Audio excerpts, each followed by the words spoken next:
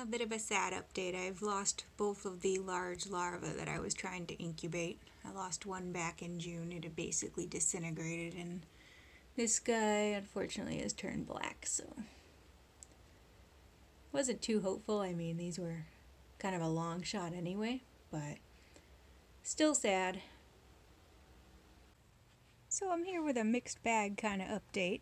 I noticed, unfortunately, that one of my adult females wasn't doing too well this week, and she has definitely kicked the bucket here. I do tend to lose some of these adults, and I haven't decided yet whether my care is very slightly off or if just these are towards the end of their life. You never really know. They're all wild collected. So unfortunately I lost one. But today I did find another larva. Hey buddy. This guy isn't as huge as the giants, but he's well on his way, and I'm sure he's not the only one. He just happens to be the one that unfortunately got caught by me eating today. So I don't know, we can try to get a nice close-up here. I'm going to put him back in the cage. Because as you saw, the two larvae I actually removed to try to incubate both died, so I did a terrible job there. But I do have an incredible update, which is after my one adult died, I did an entire check and found this. 1, 2, 3, 4, 5, 6. Which, if you remember my video from earlier in the year, I started with 6. So I've gained an adult. As far as I know, the adults aren't known to burrow down into chambers and hibernate and later re-emerge. So the suggestion here is that I actually did have a larva successfully pupate in my enclosure. I'm guessing it was another larva from the previous season. You know, when I redid the enclosure earlier this year, I did not actually take out and remove all the substrate. I was digging to try to bury some carrots in cork bark, and I just happened to unearth 2. That doesn't mean there weren't more. So what I'm hopeful this means is that this enclosure here actually does have all the right conditions for all the life stages. So I'm really excited. I'm going to put back this guy, and hopefully there's some more in there. And I will keep better track of my population. I didn't learn my lesson from reading the Jurassic Park book, which is always count your full population and don't just stop counting when you hit your expected number, which is what I tend to do. I tend to go through and look and be like, do I see my 6? Yeah, there they are. They're all healthy. Okay. So my mistake was not actually expecting to get an adult this year. But I'm super excited. I am really sorry I could not actually show you a pupa, because that would have been pretty awesome.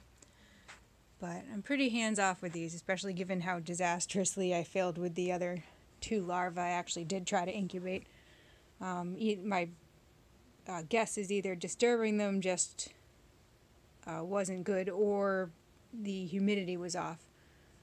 I'm going to say I probably erred on too little humidity, but there's really no knowing. When I dug up this enclosure to bury things, I dug up a good portion, but not all of it, you know, so I'm not really sure where these guys would pupate in here. But this is a good sign. No successful video this year, but it does mean that I have good luck for future years. So a little about the conditions this summer. I've been making it rainstorm in here every 1 to 2 weeks because this would typically be the monsoon season. So I get a mister and very heavily spray, and I actually watered these corners over here very frequently, you know, once a week.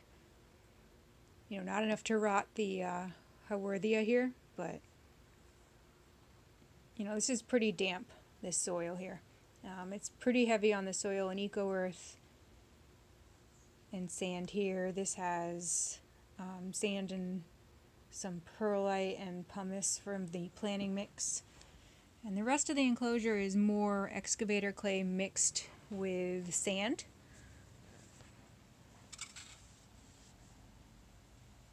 So it's a very good range of humidities.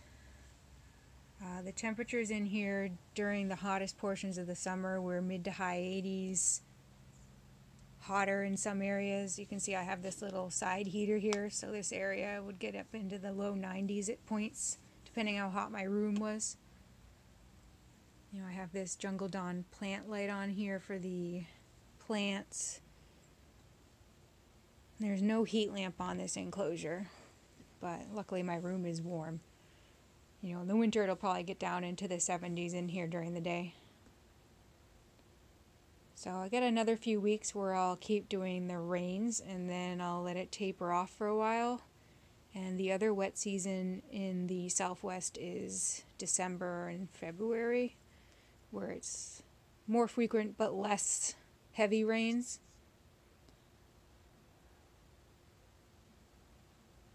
I don't really have any other great suggestions. I know we're all trying to get this down to a science, but I'm more in the interest of trying to make a habitat that will support the entire life cycle versus trying to extract and raise individual larvae.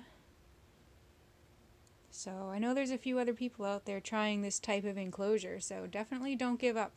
You can do it.